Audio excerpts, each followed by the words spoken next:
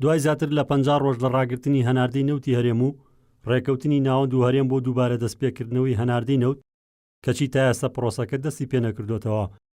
شارەزایانیش دەڵێن بە درێژە کێشانی ڕاگررتنی هەناردەی نەوتی خاوی هەرێم زیانی زۆر بە ئابووری عێراق دەگات. سەرچاوە فەرمیەکان باسییان لێوە کردووە بەستانی ئەو نەوتە ڕۆژانە بڕی 50 میلیۆن دلار زیانی لە هەرێمی کوردستان داوە. ڕاستی من خۆم لەگدانەوەیەک بۆ کرد لە 28 بۆ 31 میلیۆن، یعنی ئەوەی کەەوە من دەی تێگەشتم کە بە حساباتی خۆم کردم وەکو مامۆستایەکی زانکۆ وەکو ئابووری ناسیەکیش.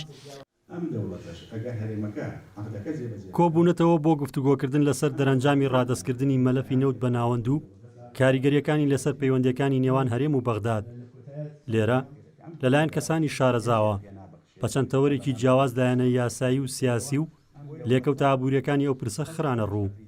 لە ڕاستیانە ناردنی نزیکی 500,000 بەرمیل نەوت ڕۆژانە زەرری بۆ حکوومەتی فیدرالی تێدایە کە بە پێی ڕێککەوتنەکەی هەردوو حکوومەتی هەرێم و فیدرالی لەمە دوا دەبێ موچە ئەگەر نەوتیش نەڕوا لە بەرەوەی کوردستان پابەندی خۆی دەربڕێەوە دەبێت موچەکە بنێرێ. دووبارە دەستپێنەکردنەوەی هەناردەی نەوت لە ڕێگەی بۆری کەرکووک بەندەری جەیهان لە کاتێکدایە لەدەی ئەم مانگەوە بە فەرمی کۆمپانیای سۆمۆ داوای لەلایەنی تورکی کردووە پرۆسەی هەناردەکردنەکە لەو ڕێگە بۆریەوە دەست پێ بکاتەوە.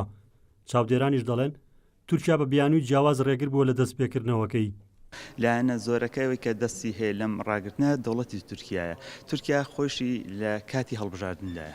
هەندێک بابەتێ ناتوانێت ئیسارەیکە لەبەر ئەوەی کە تەسیری خراپی نەبێت لەسەر ئەو دەنگدانێکە هەیە.